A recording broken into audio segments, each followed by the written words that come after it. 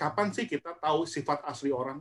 Nah, ini yang perlu di-note nih. Jadi buat para orang tua tuh, ya kalau istilahnya metodenya pendakian, ya mungkin yang lain ada lagi lah. Ternyata itu kita tahu istilahnya sifat asli anak-anak atau orang itu ketika kita mendaki gunung. Karena kenapa? Ya sekarang gini, mendaki gunung itu kalau tidak ada persiapan, ya kan? Istilah itu kan sebenarnya kan dasarnya itu adalah masalah planning, proses, sama goal. Planningnya apa? Ya mereka mesti planning dong, dia mesti bawa apa? Ya. Safety, life and safety-nya terjamin nggak? Dia istilahnya udah siap belum? Secara simpel dia lupa bawa sleeping bag aja. Ya kan di suatu ketinggian yang dimana derajat suhunya lumayan, mereka akan kedinginan bahkan bisa risiko kan hipotermia kan. Iya. Ya kan gitu. Terus setelah itu proses.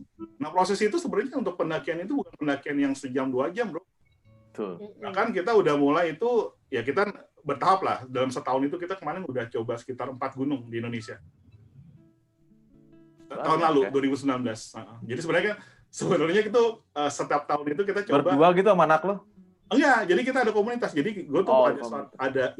Jadi dulu tuh sempat naik juga. Jadi zaman dulu waktu masih muda lah. Jadi ada teman yang memang suka camping juga.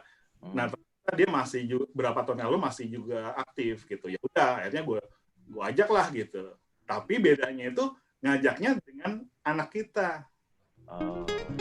Gitu. Terus dengan siapa lagi? Dengan teman-teman anak-anak kita. Gitu. Jadi ya kita coba sebenarnya sih apa sih kenapa mesti naik gunung sih ya? Tadi kan gue bilang ketika kita bersama-sama naik itu kan sebenarnya ya kita tahu sebenarnya sih aslinya memang seperti apa sih. Soalnya kan kita ngeliat dong, nggak hanya lagi senang, lagi susah. Kan naik gunung nggak senang-senang aja kan. Jadi ada susahnya. Kayaknya banyak kan susahnya kalau naik gunung. Nah itu dia. Tapi enggak lah. Pas di puncak. Iya. Ya itulah ada seninya situ ya. Ya itulah seninya gitu kan ya. Terus apa sih tujuannya? Jadi tujuannya itu adalah ya kita seorang ayah itu pengen anak kita mandiri. Jadi mandiri loh bro, itu istilahnya apa-apa semua sendiri loh. Ya kan? Terus apalagi jiwa leadership. Menarik nih. Jadi ini berhubungan juga sih sama growing nih leadership nih. Asik. Oke. Leadership itu jadi gini, kita konsepnya itu memang secara apa ya? Ya tentunya kalau biaya kita lah, istilahnya kita sebagai orang tua. Tapi secara nah itu nanti begitu awal di base camp, nah ataupun sama temennya, kita udah akan bertukar alih secara tugas dan tanggung jawab. Jadi anak kita sebagai leader. Oh. Gitu. Oh berarti dikasih kesempatan buat dikasih kesempatan, betul. Awalnya biasa tuh. Puncak itu misalnya dalam perjalanan 5 sampai 7 jam contohnya. 7 jam yang normal katakanlah, kalau kita lambat jadi 8 jam. Kalau misalnya lambat lagi jadi kemalaman ke sana kan nggak lucu. Itu time management kan. Itu kita kasih. Buat apa? Buat melatih kepemimpinan mereka. Gitu. Jadi sebenarnya itu apa ya tentunya kita juga brief lah. Kita safety-nya, terus bagaimana janjinya. Ya sekarang gini lah bro, kita mah istilahnya realistis aja lah. Kita berjalan sampai 8 jam gitu, itu naik terus loh ya, nggak ada yang begini loh. Ya mereka pasti di luar dong. Betul. Nah sekarang kalau itu juga suatu ujian juga. Lu sebagai leader, itu seberapa jauh istilahnya bertanggung jawab kepada kita, which is yang orang tua. Ya lebih lambat ya. Lebih lambat, betul. Lebih lambat bro, pasti gitu kan. Itu kan melatih kesabaran mereka kan. Setuju. Gitu. Sampai akhirnya di suatu pos itu katakanlah kita udah ya lumayan lah istilahnya capek gitu kan. Ya udah nak, kamu coba berdua yang istilahnya yang paling depan, nanti di pos ini berhenti ya gitu kan. Ya udah mereka jalan sendiri. Gitu. Jadi mereka mandiri. Artinya di tengah hutan yang memang istilahnya ya penuh resiko pastinya ya.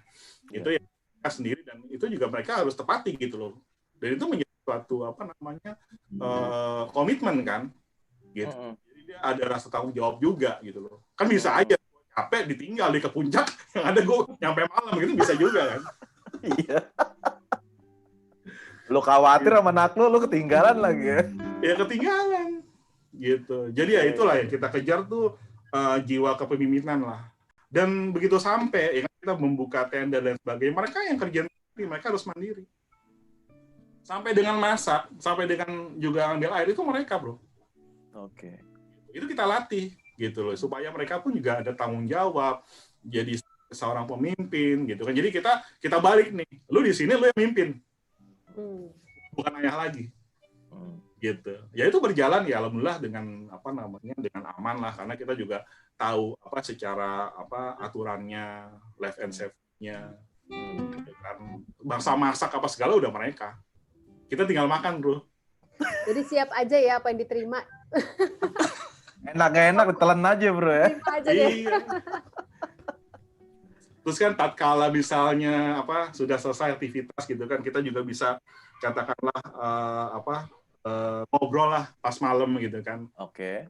Walaupun ya kalau zaman dulu mungkin api unggun ya, kalau sekarang udah nggak boleh di Taman Nasional. Oh.